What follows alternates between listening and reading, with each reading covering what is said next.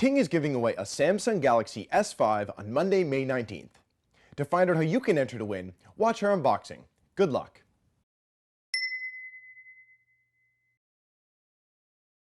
Hello and welcome to Ting's unboxing of the Samsung Galaxy S5. We'll quickly take a look at the cardboard shell. You'll just see some spec and feature info on the back, but I think we should just get into the good stuff. So I will open this up, and first we have the brand new Samsung Galaxy S5. I can't wait to tell you more about this awesome smartphone, but I think first we'll just take out everything that comes with the S5 inside the box. Just give me a sec to open this up. And first we have the quick start guide, which you don't need. Just give us a call or head to our help desk and we can help you out with everything you'll need. Next are the earbuds. These are Samsung's signature earbuds. There's a volume rocker and a mute button on the cord, which is pretty nifty. And as well, Samsung always likes to give you some different sized earbuds just in case the normal size isn't comfortable in your ears. Next, we have the wall adapter. So this obviously goes alongside the charging cable, which I will also take out. So this is for charging your device or syncing it for music or files or what have you. And next we have the battery. This is actually a 2800 milliamp battery, which will give you 21 hours of talk time, along with 16 hours standby. And that's really, really good for a smartphone of this caliber. And it's great to see the high-end Android devices really starting to get a longer battery life. And really, this is everything that comes inside the Galaxy S5's box. So I've just popped in the battery, and I think we're ready to take a look at the Galaxy S5 itself. But first, I think we should compare it with some similar devices.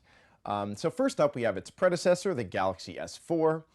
The device is slightly shorter at a 5-inch screen instead of the 5.1-inch screen of the S5. It's also a little bit thicker, the S5 is, than the S4 at 0.32 inches of thickness instead of 0.31. Next, I will grab the Google Nexus 5. The Nexus 5 actually has the same size screen as the Galaxy S4 at 5 inches, so it's just a little bit smaller than the S5. As you can see. And as well, similar side by side, the Nexus 5 is just a bit thicker at 0.34 inches. So next up we have the HTC One M7, which is the first generation of HTC One, not the brand new device. The HTC One screen is only 4.7 inches, and while it might look closer in size than that, it's just because the device has pretty wide black bezels on the side of the device, along with physical buttons on the bottom. And it's actually significantly thicker at 0.37 inches. And lastly, we have the iPhone 5. So this device obviously looks absolutely tiny in comparison to the S5. The screen size is only 4 inches, but actually in terms of thickness, it's pretty interesting. The iPhone 5 is thinner than the S5 at 0.30 inches. So that's pretty interesting to note.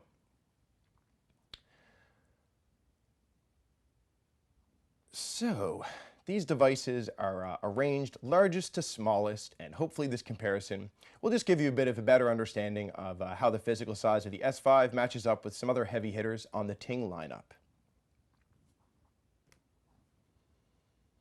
So as the device boots up, you can clearly see that it's powered by Android. I think we're first just going to take a look at some of the physical aspects of the device. On the bottom of the front, we have the home button, which is cleverly also the fingerprint scanner. At the top of the front is a 2.1 megapixel camera for video chatting and selfies. On the top of the device, we have a headphone jack, along with an IR button.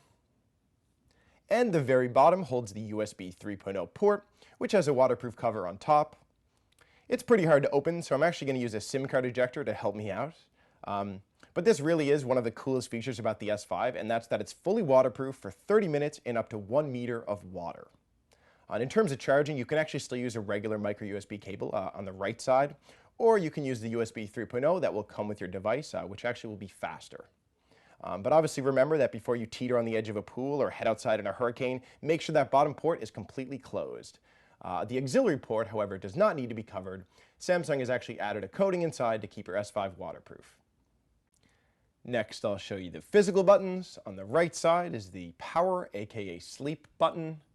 On the left side is the volume rocker, very standard. We'll flip it over, and really the first thing you'll notice about the back is that it's very textured with mini dots. It's kind of leather-like, kind of feels similar to the first generation Nexus 7. The rear camera is a 16 megapixel beast, which can actually shoot 4K resolution video. You actually can't even watch that on your device, but there is certain TVs that do support that resolution. And just below the camera is the flash, along with the heart rate monitor, which works with Samsung's S Health app. That's a new feature of the S5. And I guess the back in general really does feel leather-like. It's grippy and it's nice, but unfortunately it is kind of flimsy. I will take it off for you now. I know a lot of people actually do like this because a plastic back can't easily smash, but at the same time, obviously, it makes your device maybe feel or look a little cheaper than, say, an HTC One or iPhone. But I know it has its benefits, and a lot of people do like it. And on the back of the device, on the inside, is the battery, and above that, the microSD card slot, which can fit up to an extra 128 gigabytes of storage. And that's about it. Like I said before, you just need to make sure to fully close the back of the device by clamping all the clips down, or else your device will not be waterproof. And I really think the overall design of the S5 is similar to the S4. In terms of physical appearance, the only real difference is the textured back, obviously alongside with it being fully waterproof, which is pretty cool. But yeah, that's about it. So the Galaxy S5 has booted up. The device's screen size, like I mentioned before, is 5.1 inches with a full 1080p resolution. And the screen actually also has local contrast technology display, which adapts to your current light settings, so that seems pretty neat. The S5 is running TouchWiz, which is an Android skin Samsung has developed. If you're familiar with any of the previous Galaxy devices, you'll notice that the skin then looked a lot more 3D than it does now, whereas it's a lot flatter, more like stock Android. And one interesting thing to me is the notification bar on the S5. So you'll normally see a few settings options, but if you actually tap that square button, you'll see a drop down of way more tools. And you can actually choose from a variety of buttons and add or remove whichever settings toggles you want to just by this active buttons and available buttons section. So you can drag and drop and add and remove whichever options and toggles you'd like. And as well, the settings menu looks a lot different than it did before. As you'll notice, these large icons. You can, however, switch back to the list view if you'd like, just by pressing the settings button in the top right corner.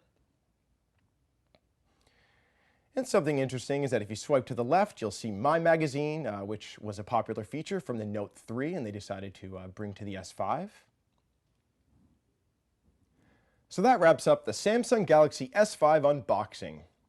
You can pick up this device right now in black or white from the Ting shop. Or, if you want to win one, make sure you're a Ting subscriber, like this video, and leave a comment telling us the one thing you like the most about the Galaxy S5. We'll be drawing the lucky winner on Monday, May 19th. Good luck!